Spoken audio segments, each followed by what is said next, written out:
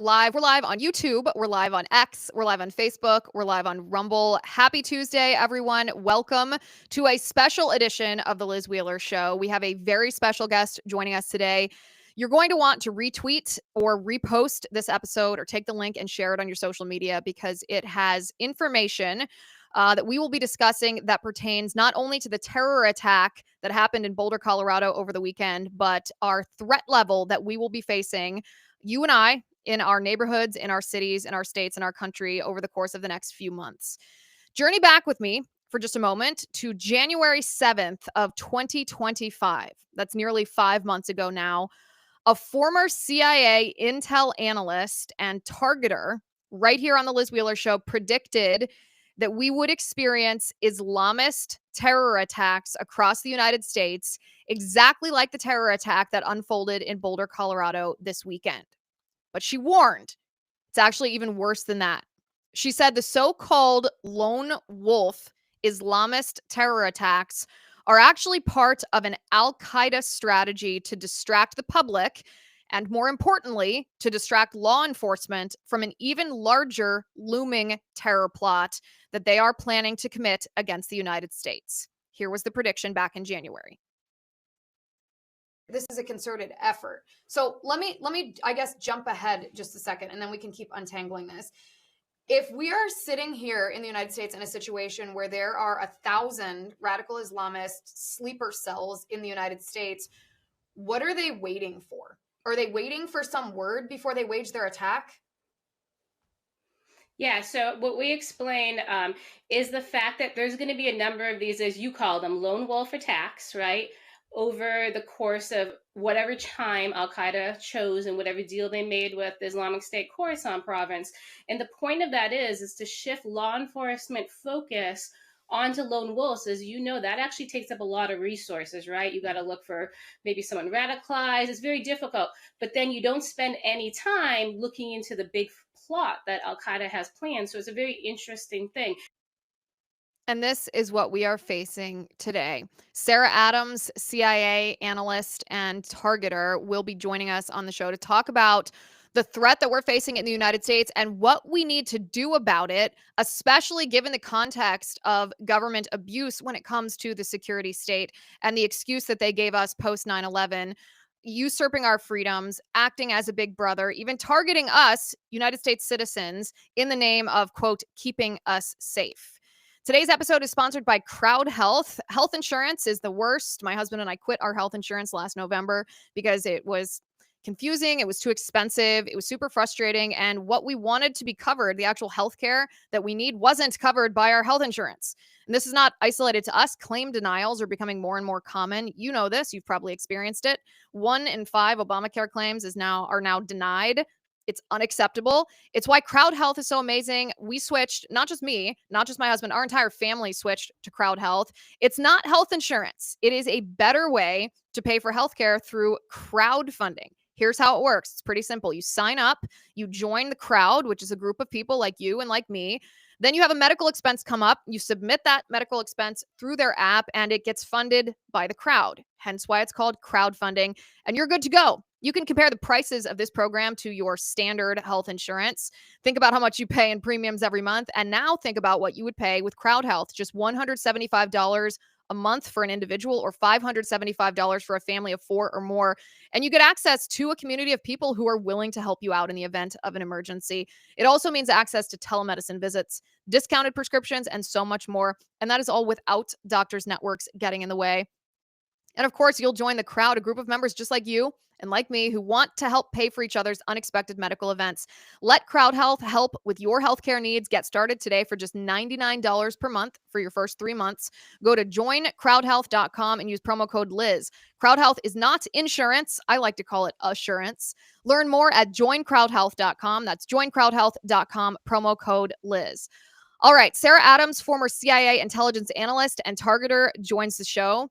Back in January, on January 7th, 2025, Sarah, you accurately predicted that we would see in cities across the country exactly what we saw in Boulder, Colorado. So walk me through how you knew that this was going to happen and how you knew it was going to happen in exactly the way that it did.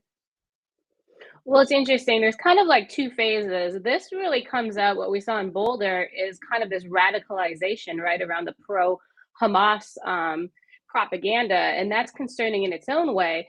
And then, yes, I had brought up how Al Qaeda has plans. We call it kind of like law enforcement cannon fodder.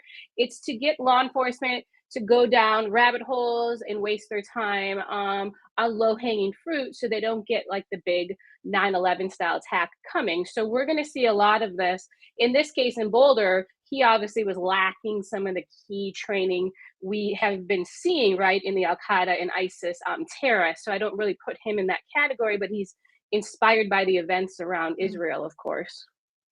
Yeah, and that's interesting. I know in January you and I talked about how these so-called lone wolf attacks, the individuals who commit these attacks, get radicalized maybe online or through a radicalized mosque through some kind of propaganda, but that hasn't always been effective, and how these terror groups in the Middle East are changing their strategy from trying to radicalize people already in the United States, and now they are actually sending individuals to training camps in the Middle East and then infiltrating them into the United States through what thankfully is no more, but Joe Biden's either open borders policy or this permissive mass migration. Yeah, and it's really just the fact, if you think about it, if you're going to run an operation, don't you want to control every aspect of it? So don't you want to know you train them properly? And that's really why a lot of them had to go to camps. Most camps were in Afghanistan, some were in Syria, and we're starting to see some indications that at least some of the attackers went to Egypt. I don't know if that means a camp in Egypt or a camp in Libya, right? But there has been a standardized training structure for these external operatives, which is very interesting. And as you just saw in Boulder, he really didn't make appropriate bombs. In New Orleans, the bombs didn't even go off, right? And that's why you really need to train them properly before deploying them. Do you see any indication that the attacker in Boulder, Mohamed Salaman, do you see any indication that he was sent to one of those camps and trained formally? I don't think so because of the bomb he made. I don't know if it's true, but they said he tried to get a gun and then he Yeah. decided to make these Molotov cocktails and this flamethrower. But they're very rudimentary if you were like in jihadi forums and you could get the real bomb, step by step guide. So it didn't seem like he was in the appropriate jihadi forums to get the right bombs. Also, a lot of the bomb making training right now for external operations, the bombs are set off by like a cell phone, like it's a remote Mhm. detonation. And so he had 14 more of those cocktails in his car. How is he going to do those as an individual? Like it wasn't really thought through in the way you would see a well organized plot like with Al Qaeda. Right, like a trained operative might foresee those things in their planning. So there have been some reports. There was Egyptian media reports that were linking that the Boulder attacker to the Muslim Brotherhood. It we see on his Facebook page that he did Mhm. praise the Muslim Brotherhood, so there's no doubt that ideologically he was a supporter of the Muslim Brotherhood. Do you see any evidence that it was more than radicalization or ideological similarity to the Muslim Brotherhood? Do you see any actual connection between the two? Yeah, I looked at the same on his Facebook. He seems a long supporter of the Muslim Brotherhood. I'm not even sure we can say this person was like radicalized after coming to the United States in 2022. He probably came to the United States as a radical, right? So we Mm, have just have to keep that in mind.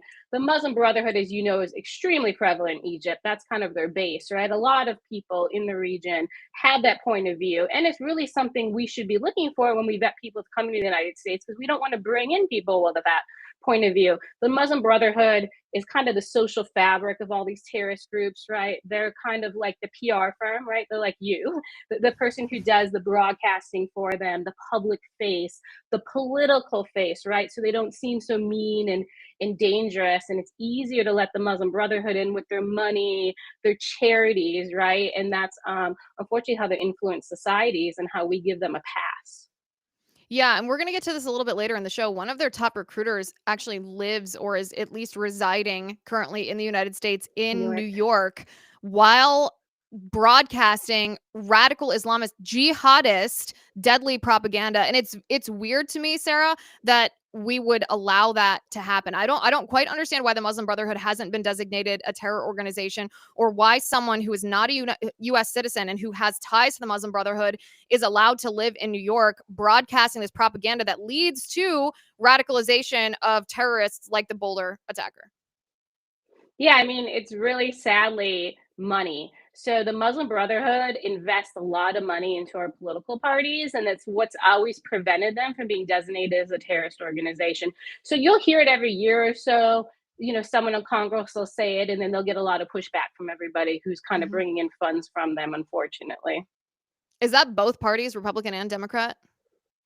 It is both parties. It is a lot more money into the Democratic Party, but both sides have taken money from the Muslim Brotherhood. Yes. That's unreal.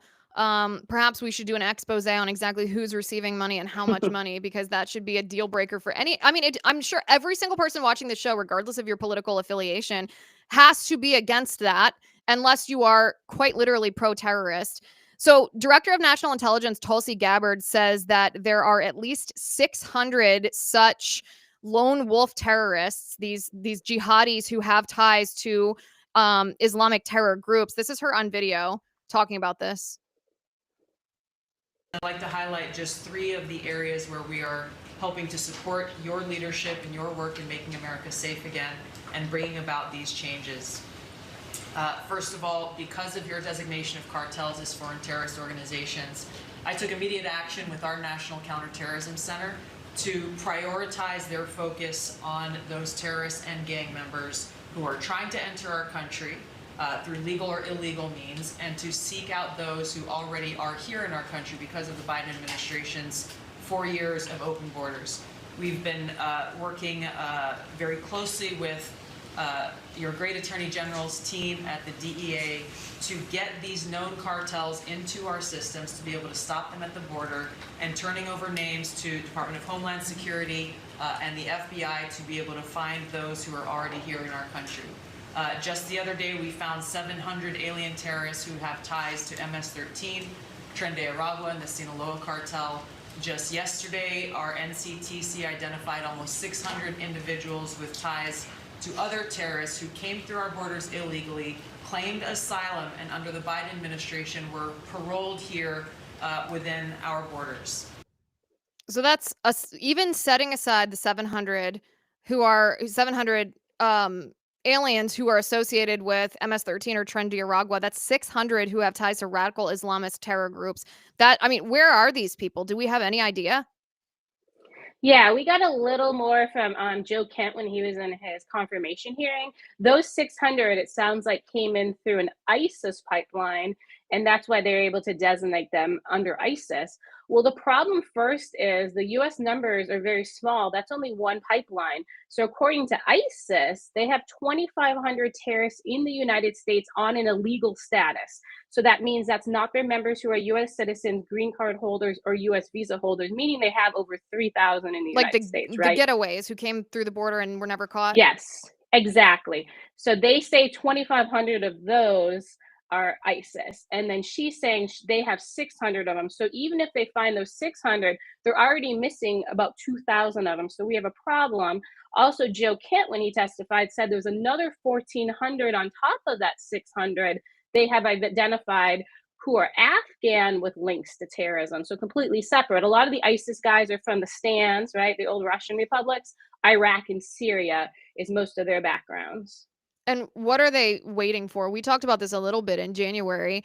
Are they planning on committing another 9/11 style attack? This is what Tom Homan, by the way, I think we have video of this. He says that there are 2 million known gotaways. I assume that this 2,500 that Al-Qaeda is claiming or ISIS is claiming are here in the United States are among these. But he says that he says it scares the hell out of him how many of these people got away at the border, because he thinks that they're going to wage another 9/11 style attack. We can play this video of him.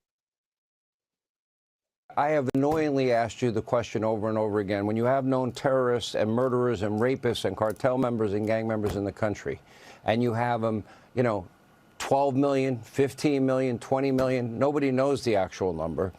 And what did we learn from 9/11/01? They were at war with us. We were not at war with them, the 9/11 Commission report. They're plotting, planning, and scheming This is a terror attack. I'm worried about the big terror attack, and of course my prayers, my thoughts, my sympathies go out to the victims here. But do you not agree that if we don't find these people soon, that we are at risk of a 9/11 or worse? It's coming. I mean, why did 2 million illegal aliens pay more to get away? They could have paid half of what they paid, cross the border, turn yourselves into a border agent, get released that same day, get a free airline ticket to the city of their choice, get a free hotel room, get 3 meals a day, plus free medical care and work authorization. 2 million people paid more to get away. They didn't want to be vetted. They didn't want to be fingerprinted. Why? This scares the hell out of me. I've been doing this for 40 years. It should have scared the hell out of every American what the Biden administration did. This 2 million known gotaways scares the hell out of me. So I'm convinced something's coming unless we can find them. Sarah, is he right? Yeah, what he's discussing are clean operatives, right? So if you pay extra and you come into the United States, you'll come in under a false identity. You probably aren't registered at the border anyway, even under your false identity. So no one knows you're in country and no one can vet you and there's no proof you're here. In February, we actually provided a list of some of Al-Qaeda's operatives they sent to the US. And the US took a look at them and they had no border crossings for anybody on our list, right? They're all clean operatives. So they're in the United States. You don't know where they are. You don't know what identity they're under. And that's why, Mr. Homan's saying he's really upset by this, right? Because how do you track and locate people that you don't even know which ones are here? Right. So what is this going to look like? Do we have intel on whether it's going to be a 9/11 style attack where it's kind of this theatrical assault that is certainly extremely deadly, but also an assault on a landmark that's associated with who we are as the United States? Or are we going to see what Hamas, a Hamas style attack as like the one they carried out on October 7th in Israel, where it's guerrilla warfare against individuals committing the most heinous sort of acts against people to inspire? I mean, I think it's a different type, a different style of terror. Do we have any idea what's coming? Yeah, well, there's two different phases. So if you talk about kind of the attacks in your hometowns that ISIS trained for, they're a little bit more of that October 7th feel. That's where you live, work, and play. Now, the Mhm. big Al Qaeda 9/11 plot is there's twofold. There's one piece that's actually not Al Qaeda's plot, it's the IRGC plot against Donald Trump. So his assassination is a piece of the Yeah. plot. And then the rest of the plot is Al Qaeda's 9/11 plot. And basically, that's actually an assault mostly on Washington, D.C. And then it's assault on the aviation industry. And they're going to drop airliners with suicide vests. Are they still trying to do that? Yeah, they've even moved the suicide vests over the U.S. border already. They got into the country with nobody in the U.S. government has found one of these vests yet. What? Whoa, let's back up there for a second. How did that happen? And are we vulnerable to this attack? Do we have protocols at our airports to prevent these from, if they're in the country already, how did they even get into the country? We know one shipment of them came over Nogales. We think it was a Sinaloa cartel, probably through a tunnel. The unfortunate thing is there's been no increase in airport security because TSA's intel division has decided the vests aren't real and they're not being proactive against them. So there has been no change in security posture at our airports. Who's in charge of TSA security? Who made that decision that they're not real and why? Yeah, I don't know. They put out a memo about it, and we heard from a lot of people internally within the FAMs and the TSA who were really upset that their organizations weren't taking this proactively. Obviously, as you can imagine, the federal air marshals are very interested in doing something about this, but how they're organized in their leadership structure, they defer to TSA. They're in a very strange bucket Yeah. for the type of work they do. How confident are you in the intel that says that these first wave of suicide vests were brought into the country? I'm 100% for the first wave, and I do believe all of the suicide vests came to the border. And all my discussions, nobody's found these and thwarted them, so I don't have any belief that they didn't every single shipment get in. There was 3 separate shipments of them.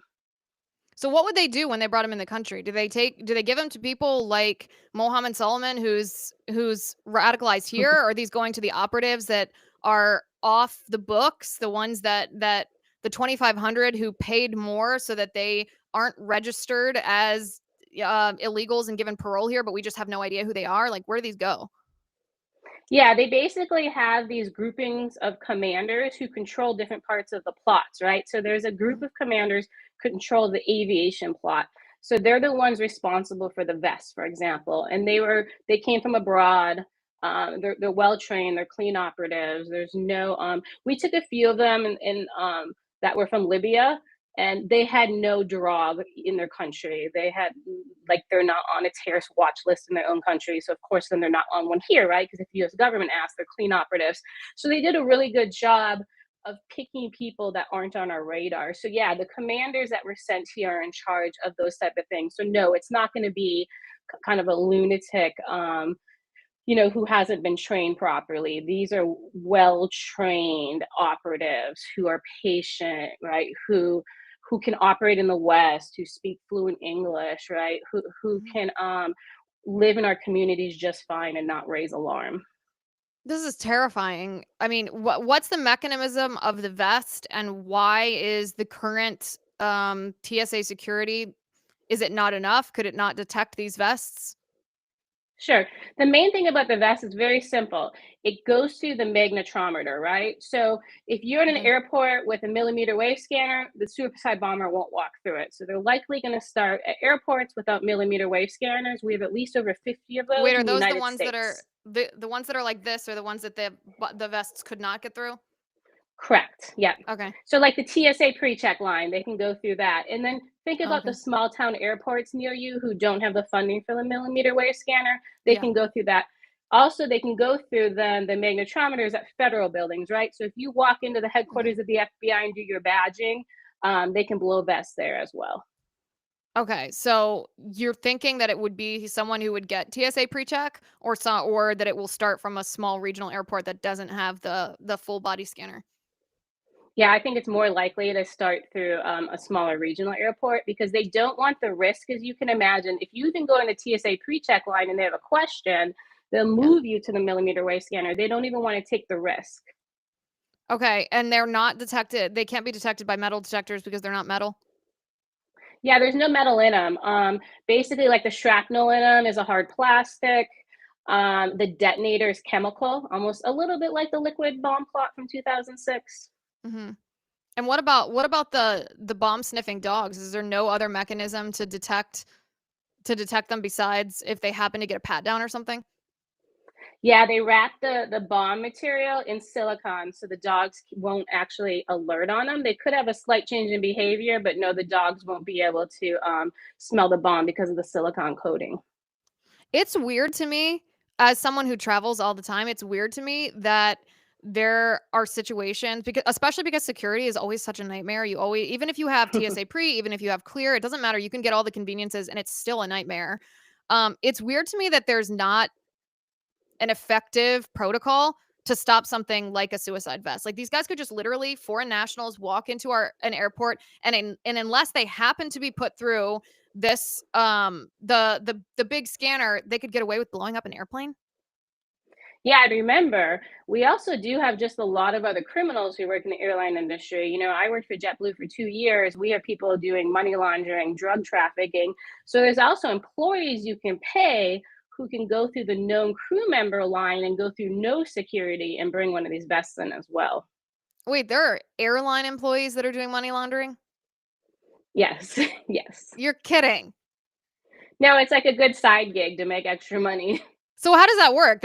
They're paid off and then they put like unmarked money on the plane? Yeah, a lot of times they'll move money on the plane, okay? And then they go, let's say you're gonna get on the plane, you're gonna go to San Juan. So you fly to Yeah. San Juan, you walk into the bathroom with your luggage with the money, you drop it off to someone, you come back out, you get back on the plane and you go back home. So we call it a quick turn.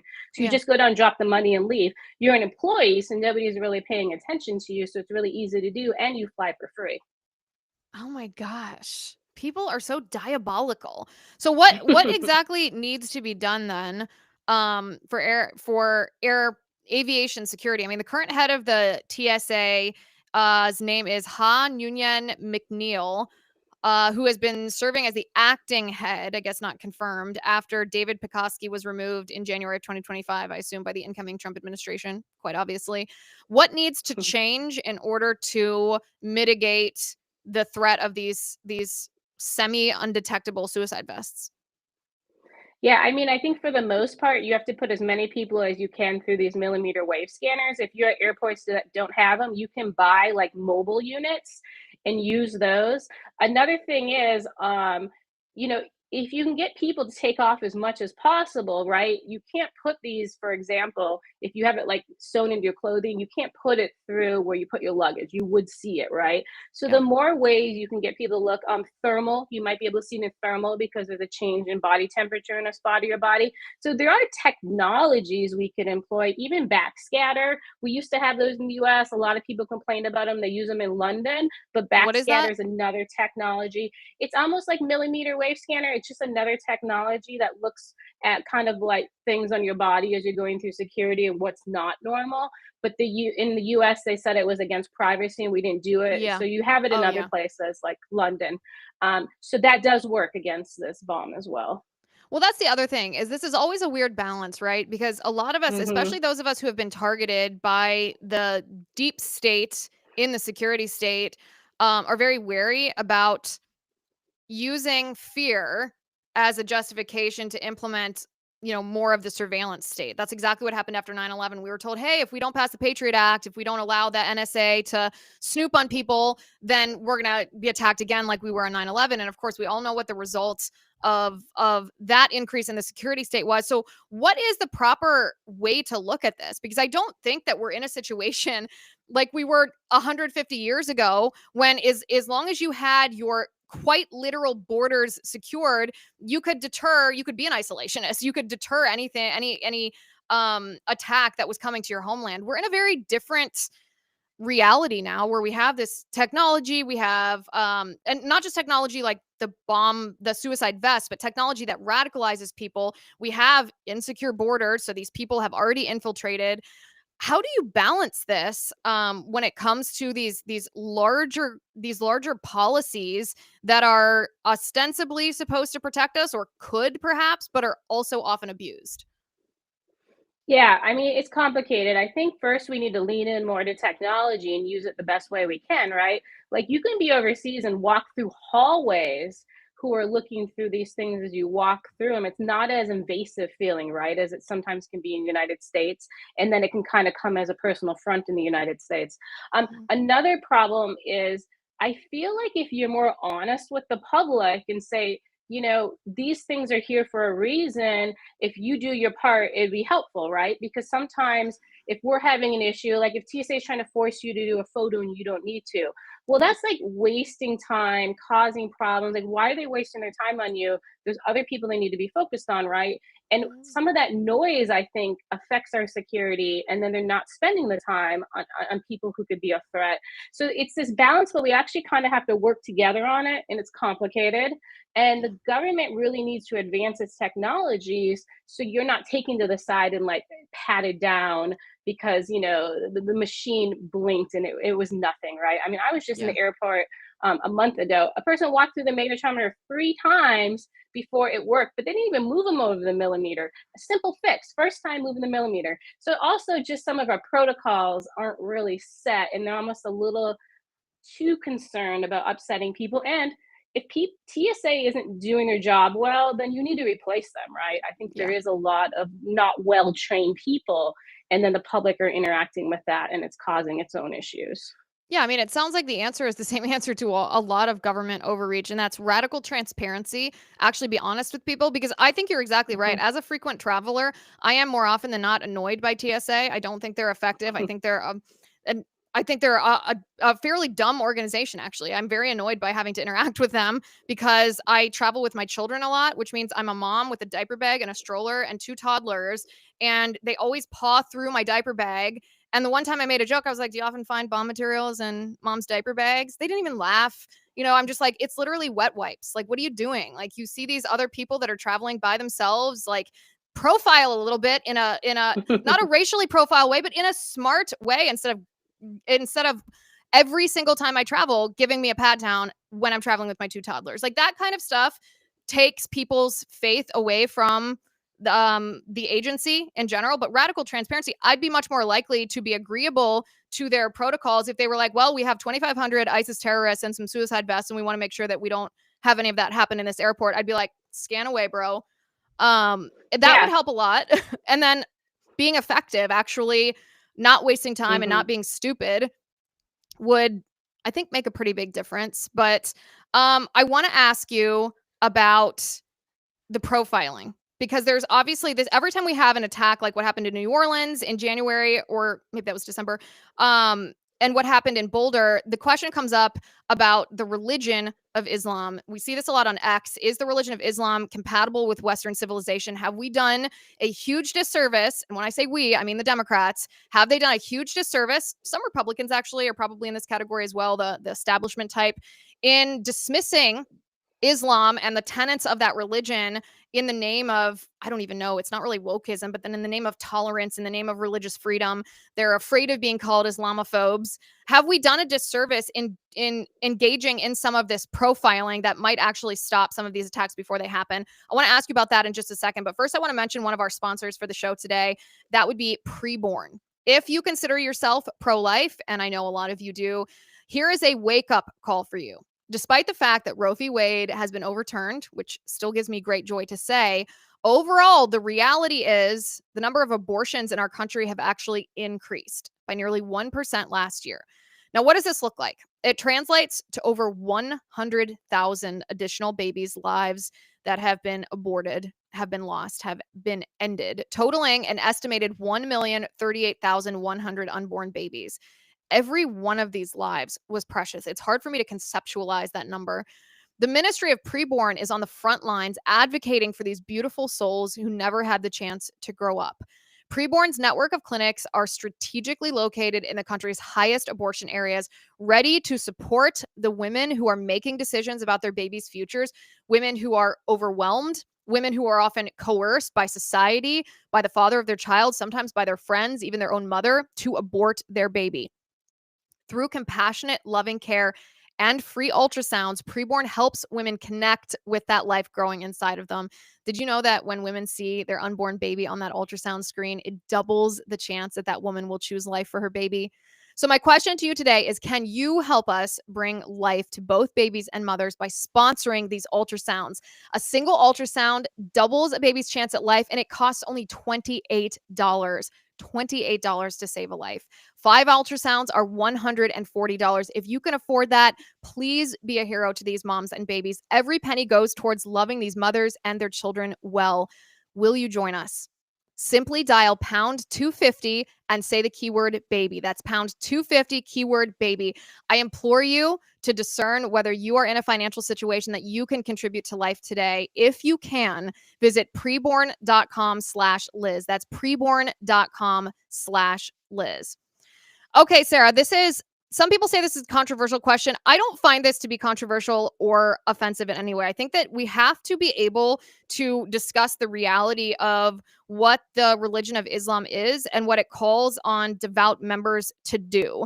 And I want to harken back for a second. It's hard to believe this was 10 years ago, but back in 2015, 10 years ago, President Trump called for his infamous shutdown of Muslim migration, the Muslim ban, and he got a lot of backlash for it. But these are his exact words back in 2015. Take a listen. Donald J. Trump is calling for, now listen, you got to listen to this one because this is pretty heavy stuff, and it's common sense, and we have to do it. Remember the poll numbers, 25%, 51%. Remember the poll numbers. Okay, so remember this. So listen. Donald J. Trump is calling for a total and complete shutdown of Muslims entering the United States until our country's representatives can figure out what the hell is going on.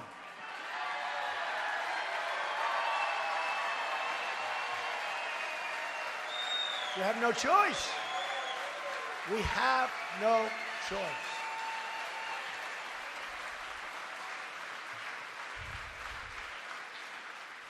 We have no choice.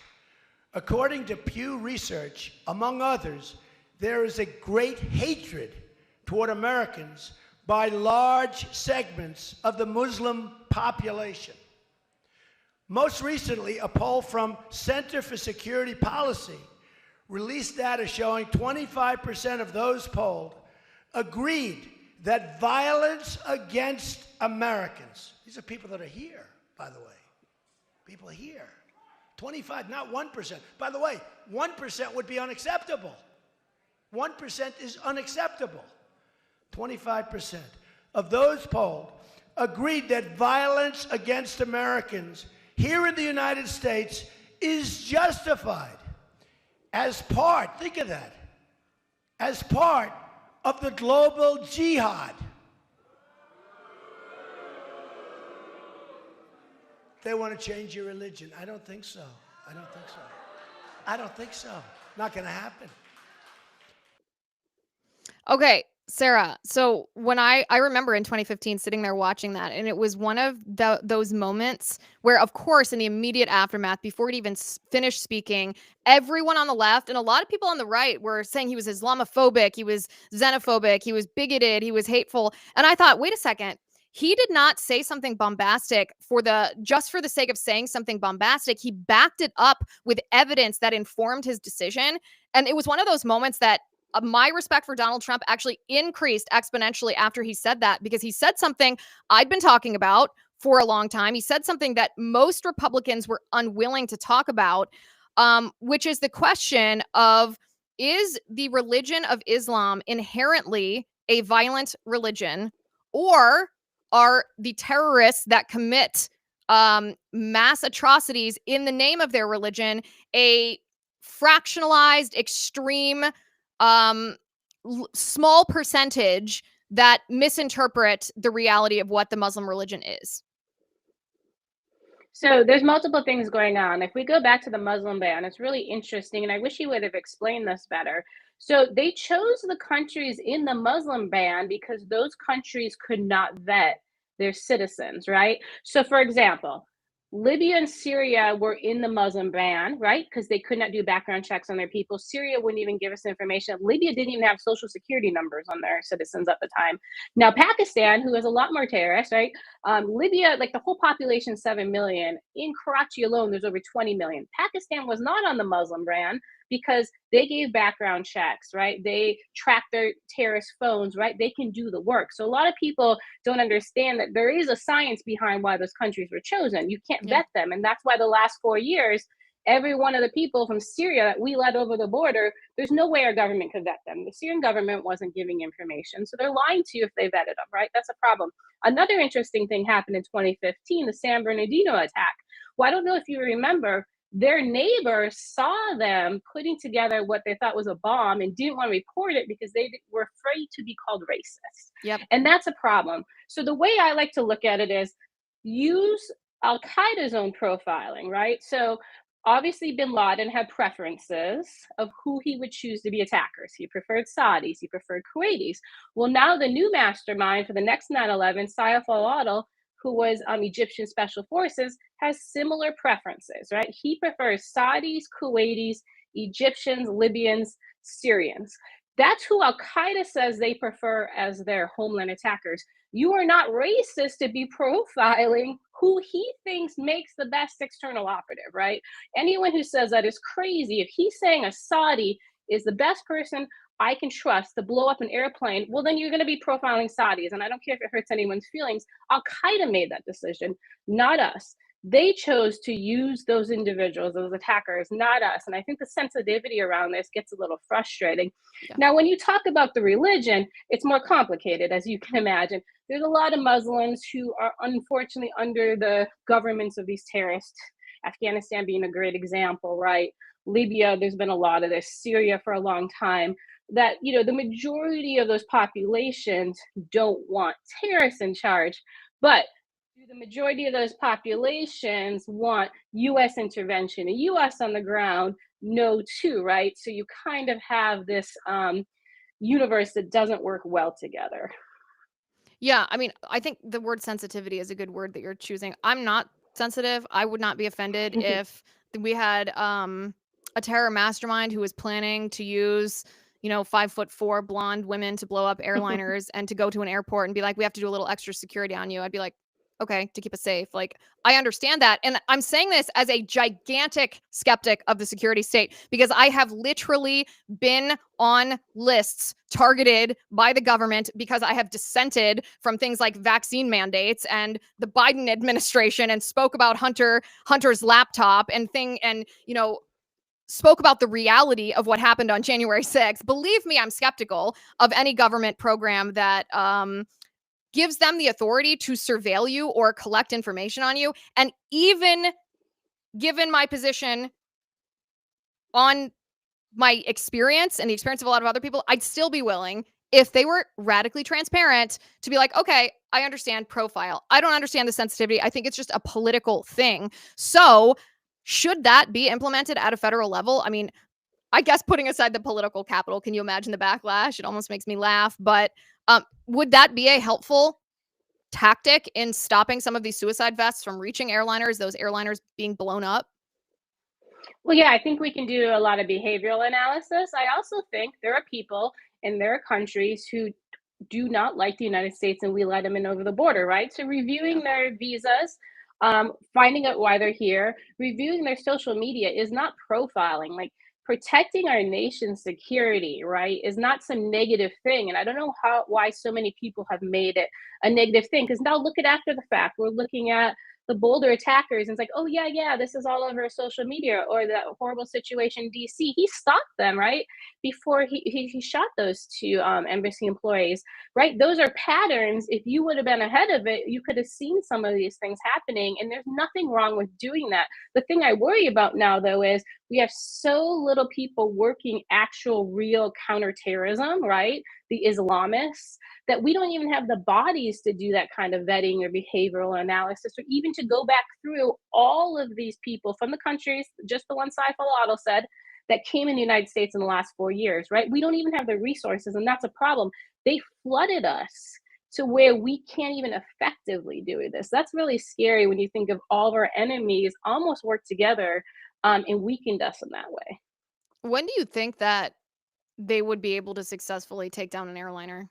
Is that like this year? Well, they initially planned for 2025. We don't love to give dates because October 7th was planned for 2022 and they pushed it a year. Now, we do think it has to happen in a certain amount of time because we do believe the chemicals in the suicide vests have a shelf life. So, again, they planned it for 2025. Will that change? We don't know, but we have not seen the plot stop, and it definitely hasn't been thwarted. And do you have intelligence right now, basically watching the progression of this plot? Will you know when it begins the next phase? So they already trained everybody and they already deployed everyone. So the next phase would be things like casing, right, or dry runs, and then operation. So unless law enforcement's really paying attention or the public's noticing things, doing the see something, say something, and reporting them, we did have some of those 9/11 hijackers reported prior to 9/11 doing things on airplanes. Yeah. If we can get the public more involved, we can see some of those things. Who uncovered the suicide vest plot to begin with? So, I mean, it was a mix of people. The thing was, is we kept hearing about them, but Al Qaeda made a strategic error. And in early November, they took these vests and showed them off in a few terrorist camps in Afghanistan. And that's when it became real because, okay, these vests are real. They're showing them off. They're saying the terrorists that they're for, the US plot. And so when that happened, that's then when we at least started telling the public, right? We obviously had told CIA about it. We got no response. We gave the details on the vest to FBI and asked them to disseminate them to TSA, the air marshals, and the airlines, and they didn't do that. So that's then when we started talking about it publicly to at least get other people engaged to hopefully on the ground levels start doing things. Even when I was in the airport, I want to say 3 months ago, I was actually pulled aside by a TSA employee, and he said, "We're a big fan of you. Keep talking because you're the only one that's going to force our leadership to help deal with these vests." I mean, think about that. A low-level person said, "We don't have anyone like you speaking on our behalf," right? Because they're all going to be blamed when Yeah. these vests go through, right? So it's very frustrating that their leaders aren't taking this seriously. So wait a second. When you talk about these vests being shown by the terror leaders in the terrorist camps, basically they're bragging about them, showing their trainees. Are there infiltrators in those camps that are giving you and others intel? Like, how do we know that they were showing those vests off? Yes, it was reported out of the camps that they showed them off. And why does TSA think why is TSA rejecting this? Why do they think that these vests don't exist if there's such hard evidence that they do? So they believed some misinformation. So back in 2023, AQAP put out a video on how to make one of these invisible bombs in your kitchen. It's Yeah. actually a whole ruse. So law enforcement focuses on them, and they're kind of big bombs. They put two water bottles together. They're a little bit like the ones from London 2006, kind of. And so in TSA's head, oh, they're not going to get that through a magnetometer, but that's not at all what the bomb looks like.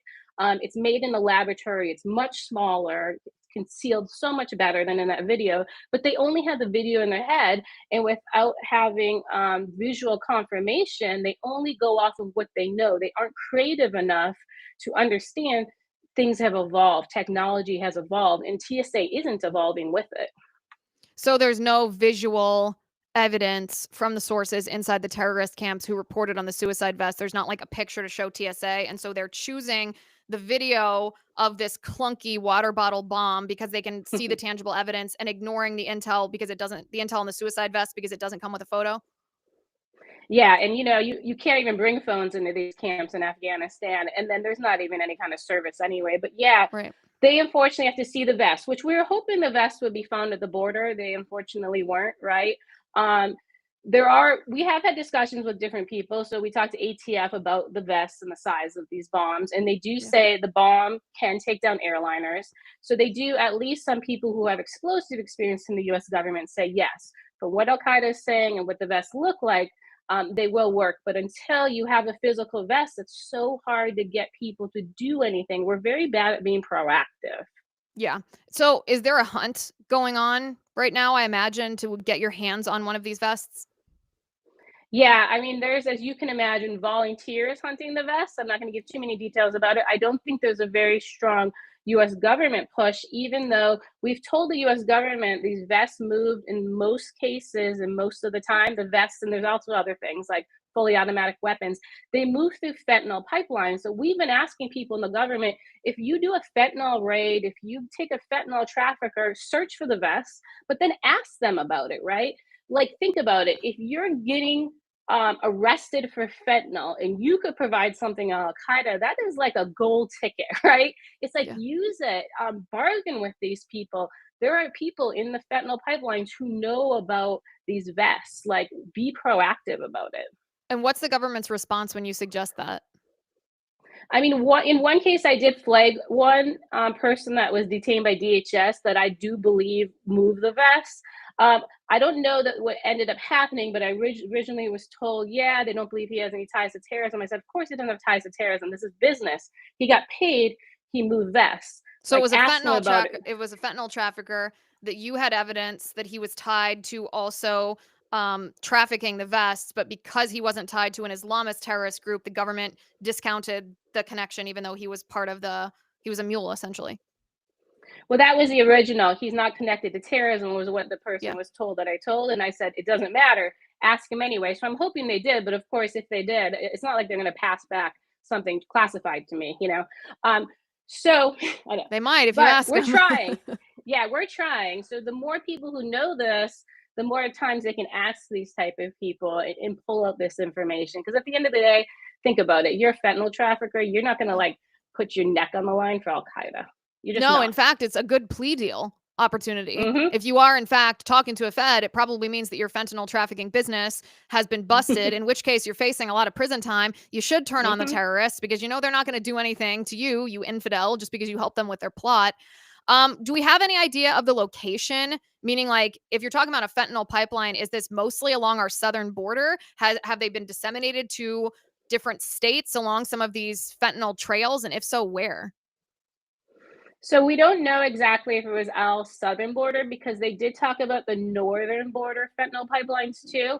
And there's a mix of things. So they move suicide vests, they move fully automatic weapons, and they move some suicide bombers through fentanyl pipelines, mostly probably the south, but it could also be the north. So we can't just rule out, because there's plenty of easy movement across the north too, as you know. And you mentioned earlier in the show that you feel it's most likely that this would happen through a regional airport that doesn't have the full scanner machine. Any idea which regional airports are being considered for this? Well, you just have to go find out, like, if your local one has a millimeter or not, and then the terrorists had done the research of which airports don't have millimeters, and I don't know all the ones that don't. I mean, I think, like, maybe Boozman, Montana doesn't have one, right? Yeah. So some of these small little feeders, I know the one near my hometown, like, right, they don't have one. It's a small little, Right. you get on prop jets to leave. So it's those type of ones, but there's a lot of Oh, those interesting. And then in the what? They would just make a US. connection to a bigger airport and then go to I mean, I guess wherever they were going.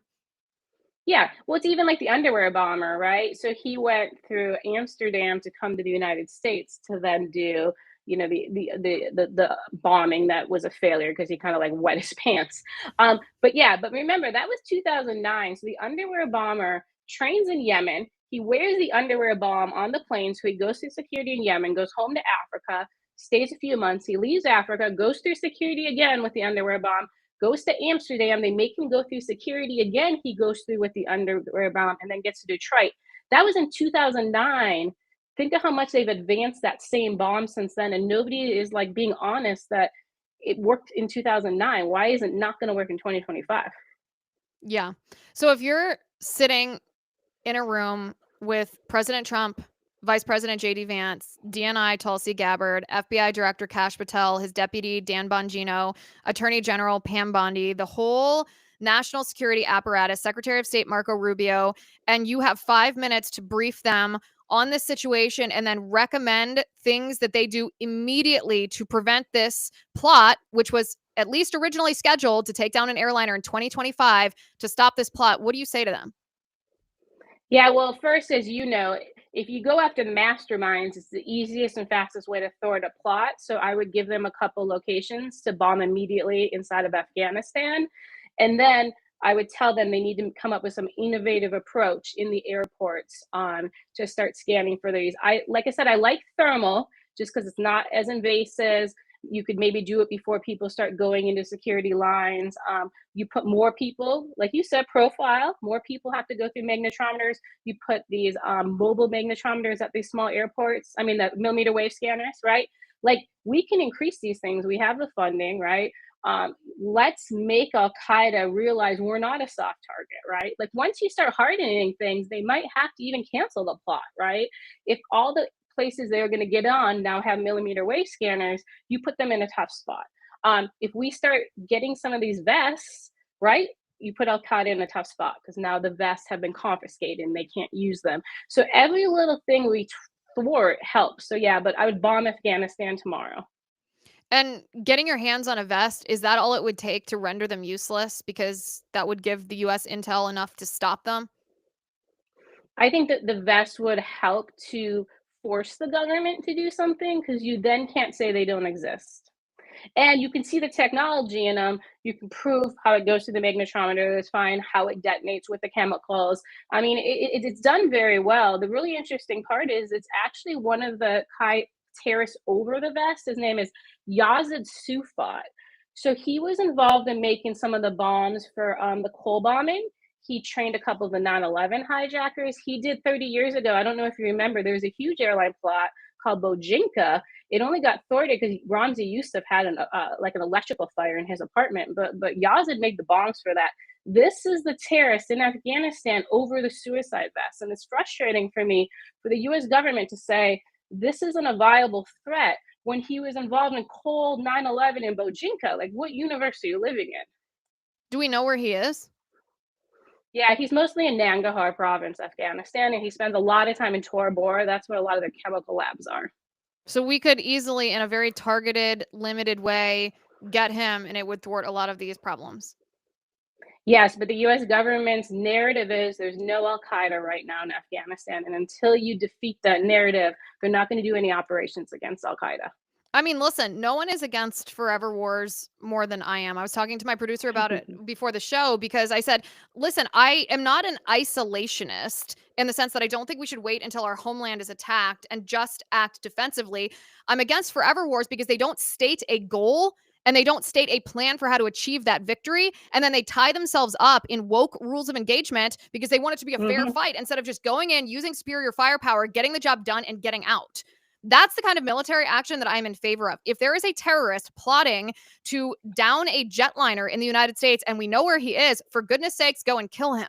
If we know that there are suicide vests in the United States, for goodness sakes, go and get one so we can learn the technology and we can devise a limited, narrow, non-invasive strategy to keep our airports safe. I'm all in favor of that. And I don't think you guys can comment in the live chat if you disagree in some way, but this seems to me to be the common sense way to use America's advanced technology and our advanced military strength in a smart way to keep us safe without feeding the military industrial complex that we all loathe so much. Yeah, and remember, when we went into Afghanistan, we defeated the Taliban in 2 months. Bin Laden crossed the border. We should have left then. We carried on a long war. We tied our warfighters' hands. They could never go after the Taliban. We didn't even designate the Taliban a terrorist group. That's why all the senior leaders stayed alive. Well, that's why they gained more power. It's politicians keeping these wars going on. Our warfighters can get the job done and get it done quick. Yeah. And I think that would be very different under a Trump administration. Obviously, forever wars would not be started, but I think if there were an active goal that was clearly stated and we didn't tie up our military and woke rules of engagement, that it would simply happen. Sarah, I described to my producer, Spencer, he joined the show, he joined the team about a month and a half ago. I said, the interview that you and I did in January, on January 7th, was one of the few interviews where I walked out of the studio like looking over my shoulder. It chilled me to the bone to hear these details because you're not just sitting here talking about scary things, issuing warnings and threats without substantiation. Your knowledge of this is extensive. You have evidence of this, and it's frightening to think that our government, while they're targeting pro-lifers and January 6th grandmas walking around the Capitol, they're not doing things to keep us safe. We already have this inherent fear of flying because it's a weird, frightening thing to be up in the air. So I guess that's my final question to you is, given your knowledge of what's going on, are you afraid to get on an airliner this year? Yeah, so I flew recently because I was going so far I couldn't prevent it. But for the most part, I've been driving just because I'm not going to spend much time flying until I see the government implement at least some sort of security measures to get ahead of these vests, right? I think if Al-Qaeda does the plot as they want, I believe 4,000 people would die in airlines. I mean, that is a very scary number, right? And then you feel kind of responsible if you're just not being honest and saying, I'm not going to fly until you fix this, right? I mean, they almost are forced to if Americans are saying that, right? Because it's an industry that makes a lot of money and people got to get around very quickly. Yeah. Yeah, that's terrifying. Gives me the chills right now. Ogrich in the live chat says people from certain countries should not be allowed in America. To me, that's obvious. That's not controversial. It's not racist. It's not bigoted. It's not hateful. It's not xenophobic. It's not any of those things. That's just obvious because it's not that the color of someone's skin or their country of origin makes them a bad person in some way. It's that certain countries actively indoctrinate their people or are active hotbeds of terrorism or protect terrorists who indoctrinate people. That's just obvious. So why would we let them, especially if they have no vetting, send their people to our country? That's beyond common sense. Maybe it was controversial when Donald Trump said it 10 years ago, but even at that time, I was like, yeah, he's right. Sarah, thank you. Please come back. Let us know if you have any updates on this. Hopefully one of those volunteers finds one of those suicide vests. We know that very powerful members of the United States government, the Trump administration, watch and listen to this show. So I hope that they now have the impetus to take action on this and to override the bureaucrats at the TSA who are not taking this seriously or who might have, maybe in good faith, maybe not in good faith, who knows, fallen for the misinformation about the clunky water bottle bombs instead of these more high technology suicide vests. So we appreciate your hard work and we'll talk to you again soon. Thanks for having me. All right, guys. A lot of these problems obviously happen because of Joe Biden's open borders policy. And I want to make a clarification. There were some of you in the live chat yesterday who were saying, Liz, this bomber from Boulder, Colorado came to the United States legally and he overstayed his visa by 2 months, 3 months. He wasn't an illegal alien by the definition that you're using. And I want to clarify exactly what I mean, because it is Biden's responsibility. It is Biden's fault that this man was in the country. And don't let the left pretend that because he only overstayed his visa for 3 months, that he does not fall into that category as being a terrorist in our country because of open borders. He absolutely does. We're going to get into that in just a second. But first, speaking of Biden, the destructive nature of his policies lives on, even though he's not in office anymore. Terrorism, open borders. Also, our US dollar is devalued. We still face this inflation thanks to Joe Biden's reckless spending. You know this because you buy gas and groceries and, look at the price of housing. It doesn't go away instantly just because Donald Trump is president.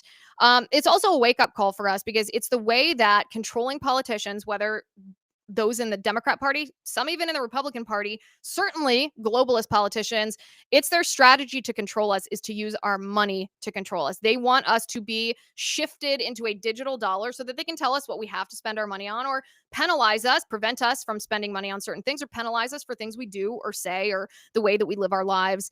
I refuse to be controlled by my money. I highly encourage you to make sure that you cannot be controlled via your money as well. Don't let your life savings become a casualty of, failing banks or currency wars or these politicians.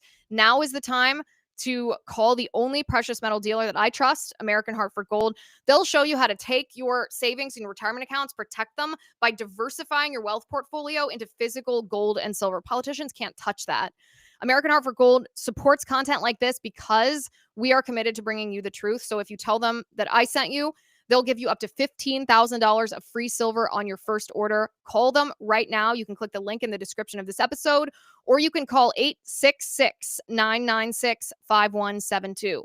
That's 866-996-5172, or text Liz to 998899. Again, the phone number is 866-996-5172, or text Liz to 998899. My husband and I, by the way, diversified our wealth portfolio. Now we have a portion in physical precious metals, which gives me the confidence that all these politicians who've labeled me as a domestic violent extremist because I opposed the vaccine mandate during the COVID pandemic, they can't control me using my money because it's right here and they cannot touch it. Highly recommend you do the same. Text Liz to 998899.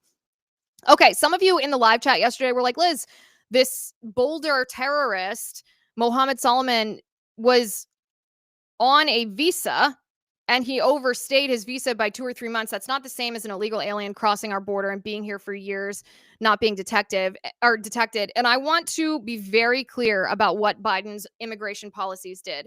The Biden administration not only deliberately left our border open for terrorists to cross, but they enacted policies that affected an open borders mentality. So they extended so-called legal status to anyone who came along. You can call it illegals that cross the border because they break our law, or you can categorize them as mass migration, bringing as many people as possible here who don't have the desire to assimilate and become Americans, who haven't been properly vetted. That is what Biden's policies did. They facilitated an open borders mentality. Think about Springfield, Ohio. The Haitians that were eating cats in Springfield, Ohio before the election. You remember that. Those Haitians were not technically illegal aliens, but they were part of the mass migration open borders policies that the Biden administration had effected. That's the same thing with this Boulder attacker. He was here on a tourist visa. He overstayed his tourist visa when he then applied for asylum because the Biden administration essentially encouraged anybody who wanted to be here, just apply for asylum. That's a good way in the door. Then you'll be given a court date. You can disappear into the shadows, never show up for your court date, and you're here. He applied for asylum, but instead was given a work permit by the Biden administration. They were tripping over themselves to find a way to keep him here. That is not smart. That is not wise. That is in keeping with their open borders philosophy of flooding our nation with as many foreigners as possible. So the responsibility for why Mohamed Sabry was here falls directly at the feet of the Joe Biden administration and all the people around Joe Biden who were controlling him. All the people around him who were controlling him, which brings me, of course, to our next tease. We are going to dive probably tomorrow into exactly who it was that was controlling Joe Biden's auto pen, who it was that was pulling the puppet strings. There's a lot of speculation about who that might have been, who the real president of the United States is, and we are going to investigate that because we deserve to know the truth, not only to prevent it from happening again, but to hold whoever that was accountable for their actions. All right, guys, before we go, though, Blaze TV just dropped an explosive investigation. You got to see this. It has been 5 years since the George Floyd riots that turned Minneapolis upside down and into a charred, ruinous landscape. And now, for the first time ever, 3 active duty Minneapolis police officers are speaking out on camera. They're speaking anonymously to tell the truth about what really happened. These guys were on the front lines when the 3rd precinct was abandoned and burned, and they are still on the job, hence their need for anonymity. They're still in uniform today.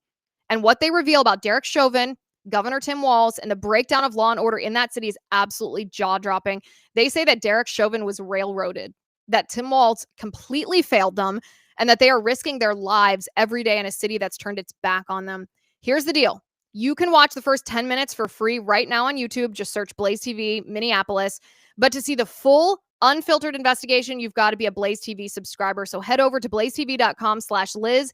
Get $20 off your subscription if you use my promo code Liz. Sign up, support this journalism, and see what the media won't show you. That's blazetv.com/Liz, promo code Liz. All right, guys, make sure you're subscribed so that you can join tomorrow when we go live. The show's going to be a little bit later tomorrow for reasons that you will see once we go live. It should be about 6 p.m. Eastern. So go ahead, get out your cell phone, set your alarm, make sure that you are seated and ready when we sit here together and unfold what happened in the Biden administration. Thank you for watching today. Thank you for listening. Share this episode everywhere that you can on your social media, to your friends, to your family, any contacts that you have in the United States government. Let them know that actions need to be taken in order to protect the United States and American citizens like you and me and our families from the threat of airliners being used by terrorists to target our families and kill the American people. Until tomorrow, this is The Liz Wheeler Show.